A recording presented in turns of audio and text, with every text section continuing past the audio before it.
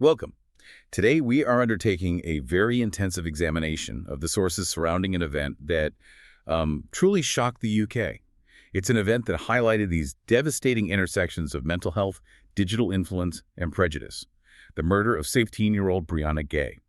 This case, defined by the youth of those involved, the extreme violence, and the significant societal aftermath, it demands an approach of the utmost seriousness and respect for the victim and her family. It absolutely does. And our goal today is to cut through some of the noise and provide you with a clear, structured understanding of the facts that were presented during the legal proceedings. We'll be focusing on the evidence of premeditation, the really complex psychiatric considerations that were debated in court, the verdict and sentencing, and then finally, the major social and political movements that emerged in Brianna's memory. So Brianna Ghey, a year 11 pupil from Warrington, was a young transgender girl who was fatally attacked on February 11th, 2023 in Culcheth Linear Park.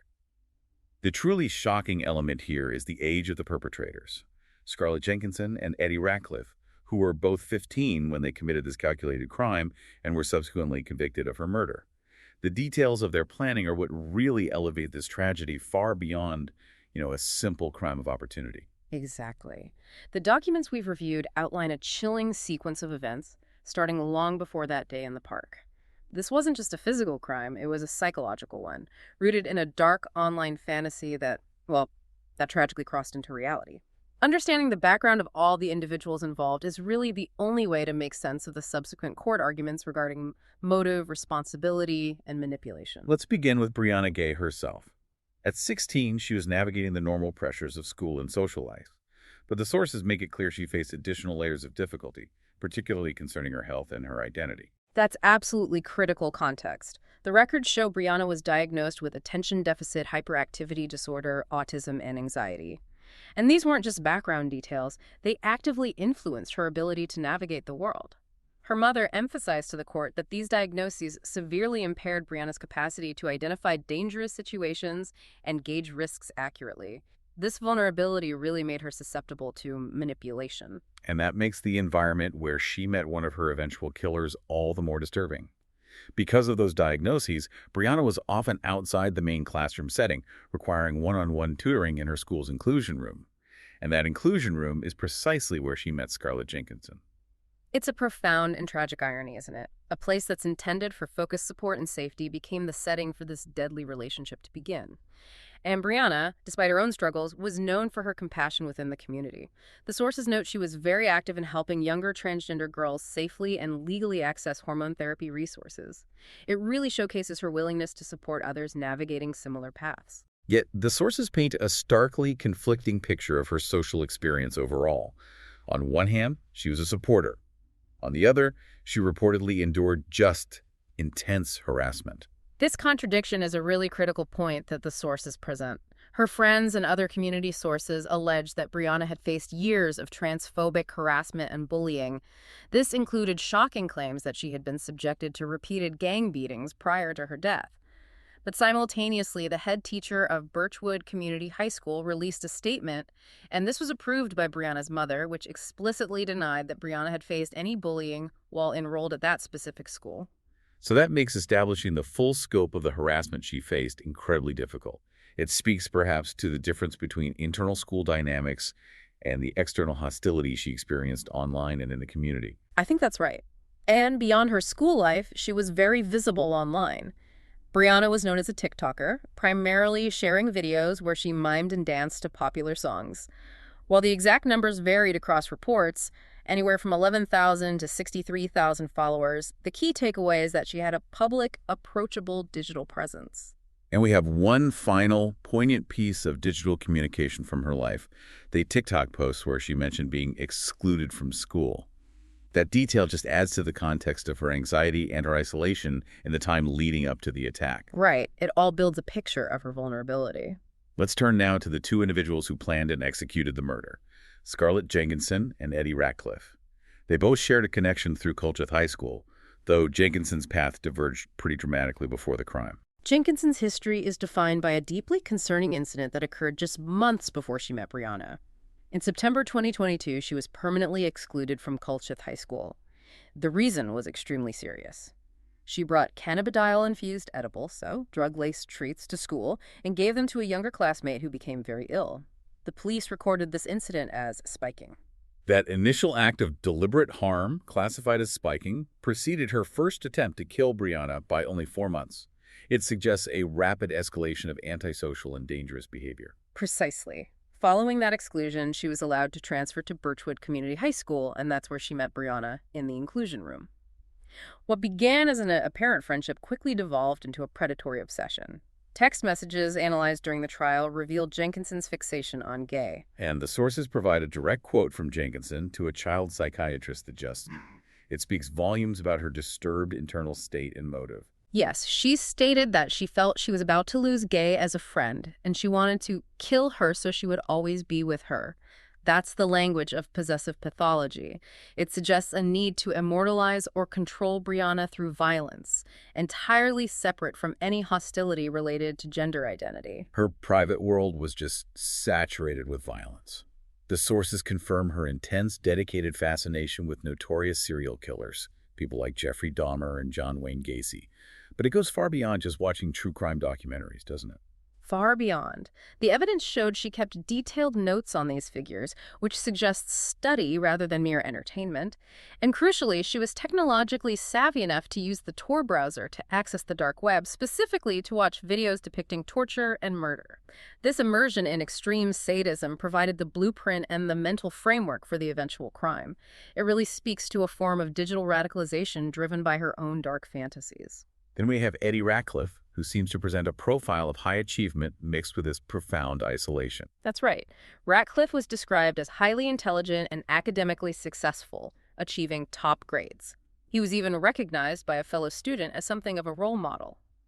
He had a background in organized sports, too, having competed internationally as an amateur kickboxer in 2018.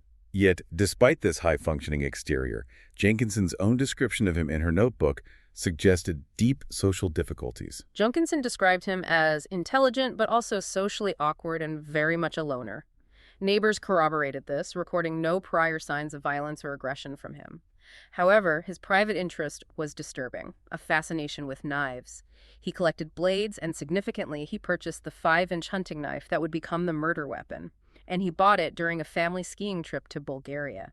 This detail established his vital role in providing the instrument of death long before the fatal encounter. The combination of his social isolation and his fascination with weapons made him, I guess, highly susceptible to Jenkinson's obsessive planning and manipulation. It seems that way, yes. So the core of the prosecution's case rested on the extraordinary extent of the premeditation.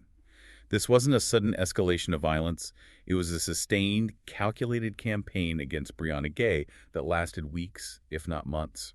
The initial attempt to murder Brianna through poisoning is the clearest indicator of this calculation. The sources lay out the shocking details of Jenkinson's first attempt to end Brianna's life using an excessive dose of ibuprofen. Can you elaborate on the specifics of that failed attempt? Why does it speak so powerfully to the malicious intent? Well, Brianna ingested the drug and became violently ill, so sick, in fact, that her mother initially feared she was suffering from appendicitis and sought emergency care. The intent behind this method was critical. Jenkinson was attempting to create a death that would be mistaken for a suicidal overdose.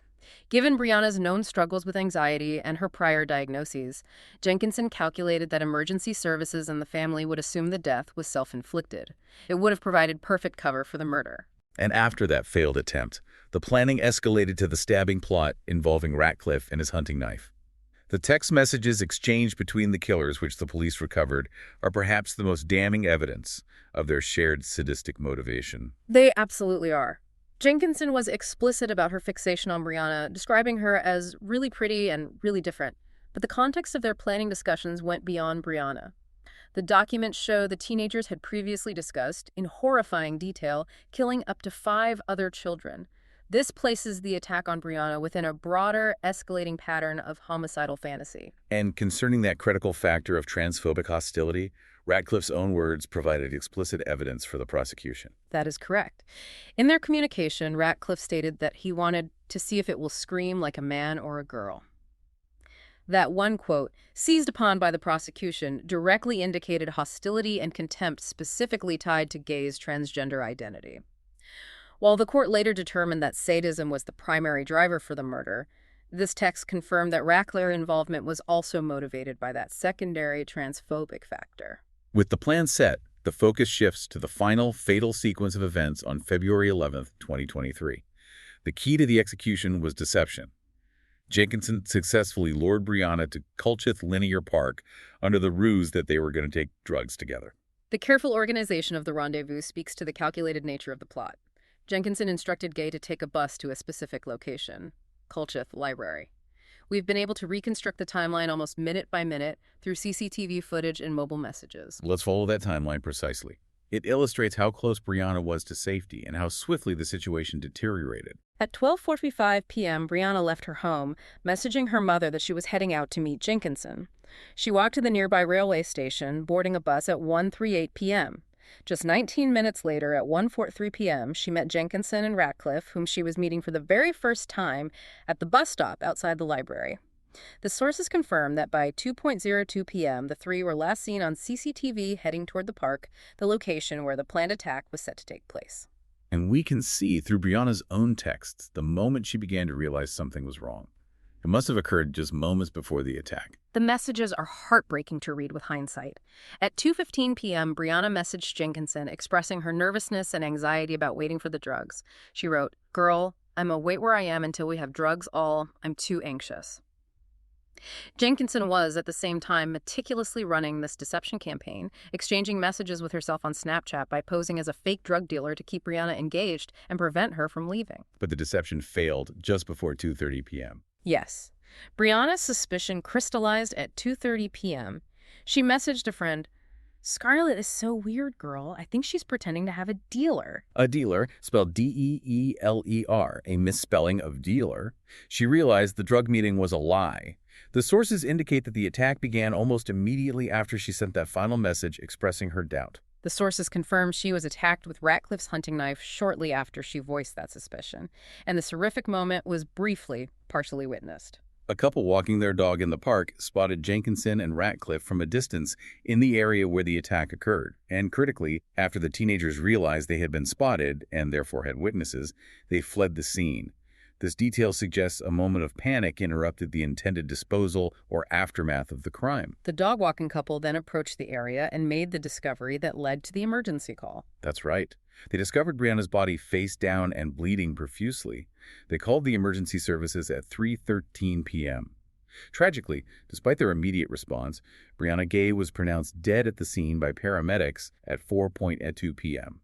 The subsequent postmortem examination revealed the true, horrific nature of the assault, confirming the prosecution's description of it as extremely brutal and punishing. The examination found that Brianna Ghey had been stabbed 28 times across multiple areas of her body: her head, her neck, her chest, and her back. The sheer number of wounds and their distribution directly contradicts any notion that this was a crime of momentary passion. It was a prolonged, sadistic assault, reflecting the dark fantasies that Jenkinson had spent months cultivating online. The immediate investigation moved rapidly, leading to the arrests of two 15-year-olds the very next day. This section looks at the initial police approach, which was cautious regarding motive, and the really complex legal processes that followed. Both Ratcliffe and Jenkinson were arrested simultaneously at their respective homes on February 12, 2023. Initially, Detective Chief Superintendent Mike Evans made a public statement that was later the subject of some controversy.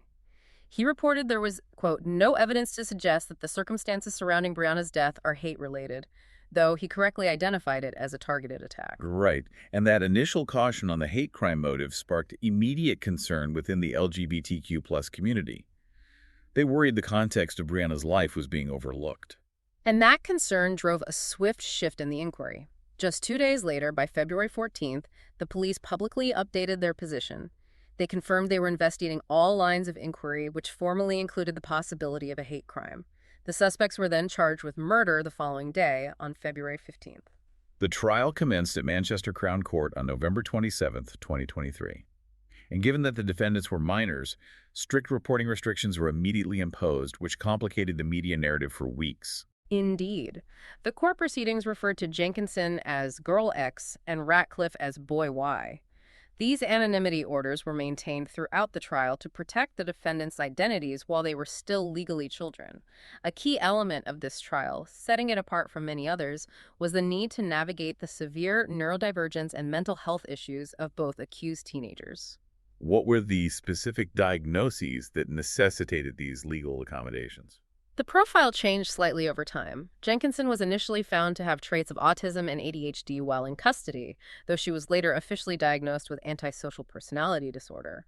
Ratcliffe, following his arrest, was diagnosed with autism and specifically selective mutism, meaning he was functionally incapable of speaking to anyone except his mother. That presents a monumental challenge in a courtroom setting where defendants are expected to participate and respond. How did the judge ensure the trial remained fair while accommodating Ratcliffe's inability to speak? Well, the court made reasonable and necessary adjustments. Ratcliffe was allowed to communicate his testimony and his answers by typing them out on a computer, which was then presented to the court. Additionally, both teenagers were given the option to participate remotely via video link rather than being physically present during all of the proceedings. Furthermore, the jury was given explicit instructions from the judge that the defendants' various degrees of neurodivergence could affect how they behaved or spoke during the trial.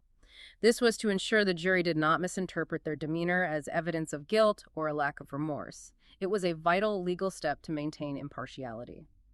And when the time came for the defense, we saw a brutal collapse of their alliance. Both teenagers pleaded not guilty and then proceeded to deploy highly aggressive defense strategies that entirely blamed the other for the actual killing. This strategy of mutual blame shifting was central to the trial. Each defense team attempted to minimize their client's involvement, presenting them as an accessory or, in Jenkinson's case, a manipulated bystander. Let's break down Ratcliffe's defense first. How did he try to distance himself from the murder itself? Ratcliffe's defense team claimed that Jenkinson was the instigator. They argued she was the one who told him to bring the knife and that she had a plan to stab Brianna. His excuse for going along with the plan was shocking in its casualness. He claimed he didn't take her plan seriously because she was always talking about murder and nothing happens.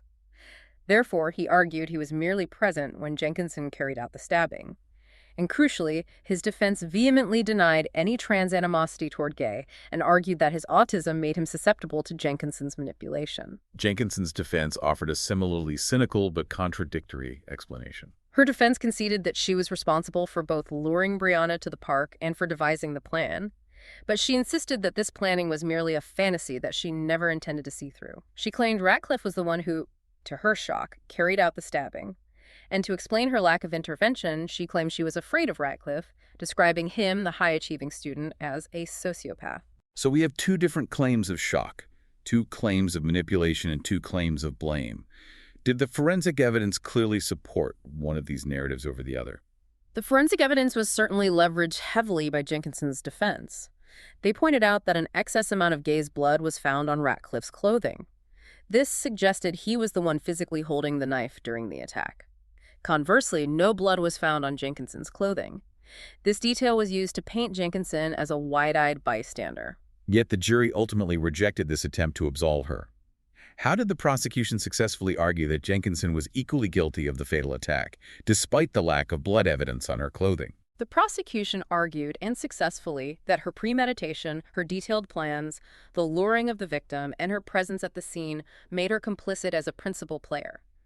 Her own admissions, that she set up the murder and actively managed the fantasy to its final conclusion, overrode the physical evidence of who held the knife. The jury was convinced that they acted as a team, sharing the singular intention to kill Brianna Ghey. This finding of shared intent made them equally guilty of murder. After the 3-week trial culminated in 4 hours and 40 minutes of deliberation, the jury returned the guilty verdict for both defendants on December 20th, 2023. This immediately moved the case into the critical phase of sentencing. The verdict confirmed what the evidence strongly indicated, that this was a planned execution-style killing carried out by both teenagers. What followed the verdict was a crucial decision regarding public reporting. The lifting of anonymity was a significant moment in the case, allowing the public to finally put names to the individuals known only as Girl X and Boy Y. Judge Amanda Yip ruled on December 21, 2023, that the anonymity orders would be lifted at the sentencing hearing. This was not a casual decision. The judge stated there was a strong public interest in the full and unrestricted reporting of what is plainly an exceptional case. Given the complex legal arguments, the unique psychiatric aspects, and the profound public interest in the nature of the crime and the defendants, the judge deemed it necessary for public scrutiny. And they were named publicly as Scarlett Jenkinson and Eddie Ratcliffe. The sentencing hearing, held on February 2nd, 2024, included powerful victim impact statements from Brianna's parents and stepfather. The legal language for the sentences given to minors is unique in the UK. It is. Both teenagers were sentenced to be detained at His Majesty's pleasure. For our listeners who may not be familiar with UK law, this is the legal equivalent of a mandatory life sentence for those convicted of murder who were under 18 at the time of the offense. The judge then set their minimum terms. Jenkinson received a minimum term of 22 years, meaning she can apply for parole consideration in 2044. Ratcliffe received a minimum term of 20 years, making his first chance at parole in 2042. And the judge's ruling on motive was incredibly important, as it definitively characterized the nature of the crime beyond simply murder. Judge Yip described the murder as sadistic in nature, which accounted for the severe violence and the planning involved. And critically, concerning the role of prejudice, the judge ruled that while sadism was the overriding motive, Ratcliffe's sentence included the finding that a secondary motive was hostility towards Ghey because of her transgender identity. This formally acknowledged the prejudice evidenced in his text messages without making it the sole cause of the crime. We also saw the final psychiatric assessments presented at sentencing, which updated the neurodivergence discussions from the trial. Yes. Jenkinson's diagnosis was finalized as antisocial personality disorder, replacing the initial observations of autism traits. Ratcliffe's diagnosis was maintained as a mild form of autism spectrum disorder. These diagnoses were not used to excuse the crime, but rather to help understand the complex internal dynamics, particularly Jenkinson's capacity for severe premeditation and manipulation. The police offered a reflective comment following the sentencing that tried to reconcile the complex motive finding. Detective Mike Evans commented that although Ghey might not have been killed solely because she was transgender, her identity made her more vulnerable and accessible to the killers. He pointed to Ratcliffe's use of dehumanizing language as proof that the hostility was a contributing factor in the selection of Brianna as a target. The severity of the minimum terms led to official scrutiny under the unduly lenient sentences scheme. Can you explain what that scheme is for our audience and what happened in this case? The unduly lenient sentences, or ULS scheme, allows the Attorney General to review sentences handed down by a Crown Court if there is a belief that the term is so short or lenient that it represents a gross error of judgment, essentially an illegal sentence. The sentences for Jenkinson and Ratcliffe were referred for this review. However, in April 2024, the Attorney General announced that the sentences would not be reviewed, confirming that while the terms were substantial, they did not meet the very high threshold required for them to be legally deemed unduly lenient. And Ratcliffe attempted to appeal his minimum sentence of 20 years. He did, yes.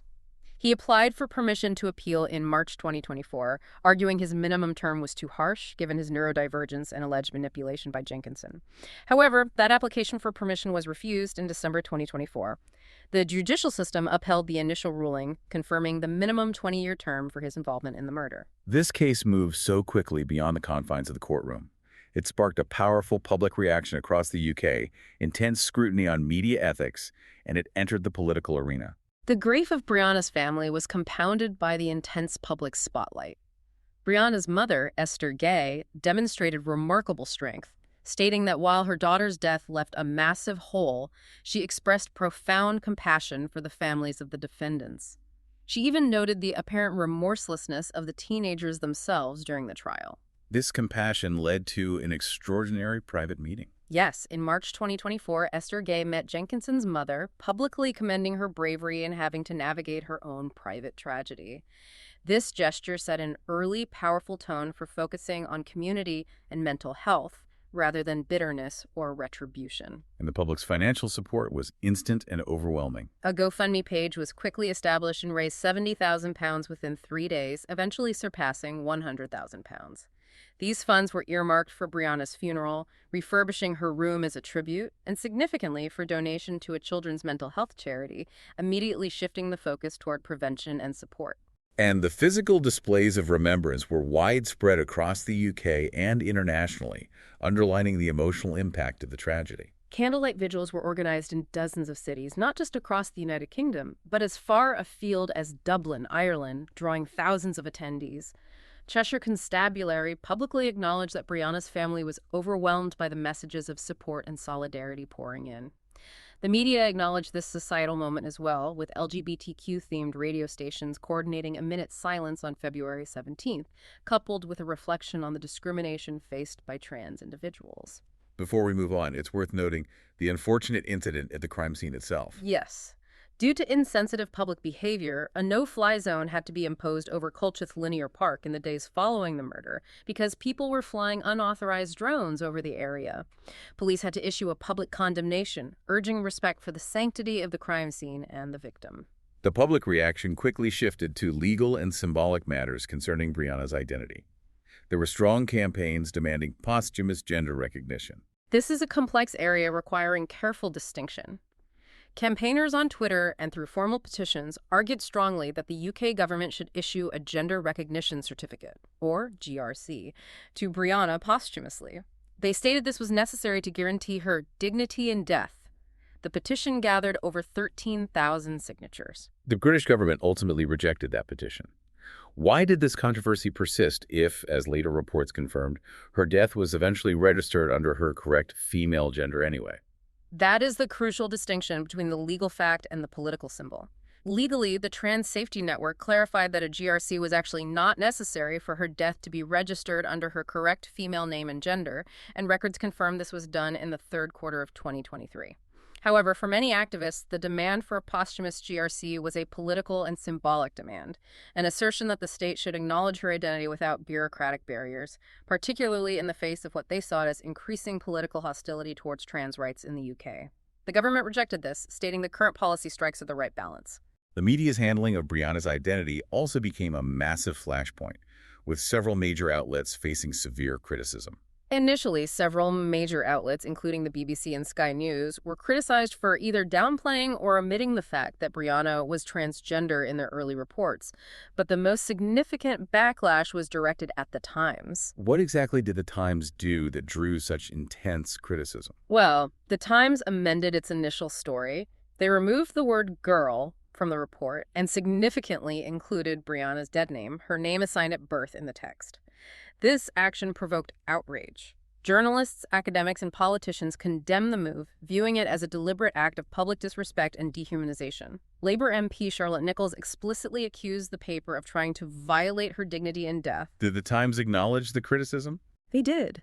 The Times later amended the story again, removing the dead name and reinstating the word girl. But the incident, for many, underscored a broader, increasingly hostile climate toward trans people in the UK media landscape. Academics, like human rights law professor Senthoron Raj, commented that the media's approach reflected and even exacerbated anti-trans sentiment, making it harder for society to address the fundamental need for safety and respect. And the tragic reverberations reached the highest level of UK politics, culminating in a controversial exchange during Prime Minister's questions in the House of Commons. The incident occurred on February 7, 2024. What made it so contentious was the context.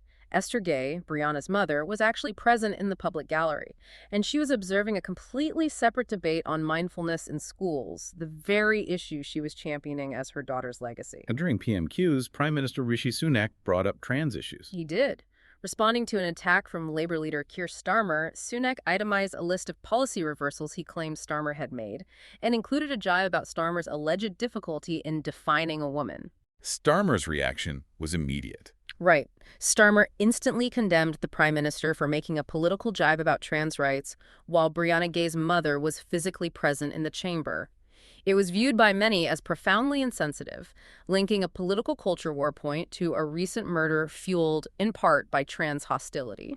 Sunak, however, refused to apologize for the comment itself. That's right.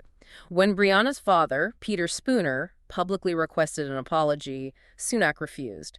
Instead, he shifted the blame, stating that Starmer linking his comments to the murder was the worst of politics. Esther Ghey remained focused, saying she was determined to concentrate on creating a lasting legacy for her daughter, rather than engaging in the political skirmish. And that focus on legacy has resulted in two major campaigns that directly address the specific vulnerabilities identified in Brianna's case. First, the Peace in Mind UK campaign. Esther Ghey launched a local campaign in Warrington to introduce mindfulness training in schools, raising £80,000 quickly. She later supported a nationwide campaign urging the government to fund these programs across all schools in England. This is a direct effort to address the mental health and anxiety issues that Brianna herself struggled with, attempting to equip young people with tools to cope with the stresses of modern life. The second major campaign relates directly to the digital aspect of the crime and the context revealed in the inquest. Esther Gay launched a significant campaign calling for smartphones to be banned for under 16s. She cited the clear dangers they present, particularly digital radicalization and vulnerability to predators. By February 2024, her petition supporting the ban had garnered over 90,000 signatures, indicating substantial public support for addressing the digital dangers faced by minors. Finally, the formal inquest into Brianna's death in October 2024 provided crucial findings that reinforced the need for these legacy campaigns. The inquest examined the circumstances of her life, paying particular attention to her mobile phone usage. Evidence showed she hid her access and activity from her mother, and that social workers often lacked the authority to remove the phone from her, highlighting the struggle parents and authorities face in monitoring digital risks. And what did the inquest conclude regarding the school environment and the transfer of Jenkinson? The inquest also looked into the school environment, noting that Brianna had been disciplined for phone use and dress code rules, which she had complained about as ridiculous. Importantly, after reviewing the handling of Jenkinson's transfer to Birchwood, the inquest concluded that the process had been handled appropriately by the school system and, tragically, would not have changed the outcome of the premeditated murder. We've covered a vast range of information here, moving from the intimate details of the crime and the complex legal maneuverings to the significant political and social movements that followed. This tragedy serves as a profound examination of the intersection of vulnerabilities and calculated hatred. Brianna Ghey, a young girl grappling with neurodivergence and seeking community, became the target of two teenagers driven by lethal fantasy and dark online influence. The judicial finding that the crime was driven by sadism, compounded by transphobic hostility, underscores the multifaceted nature of the danger she faced. The fact that her mother, Esther Gay, has transformed her unimaginable grief into active, focused campaigns seeking mindfulness in schools and a ban on smartphones for young children provides a legacy rooted in hope and prevention. This entire sequence of events challenges us to look closely at how we protect the most vulnerable in both the physical world and the rapidly expanding digital one. We leave you to reflect on the complexity of this tragedy, how the isolation and dark fantasy of two teenagers could coalesce into such a brutal, targeted act, and what systemic changes society must adopt, from mental health support to regulating digital access, to prevent such horrific intersections of hatred and vulnerability from ever repeating. Thanks for listening.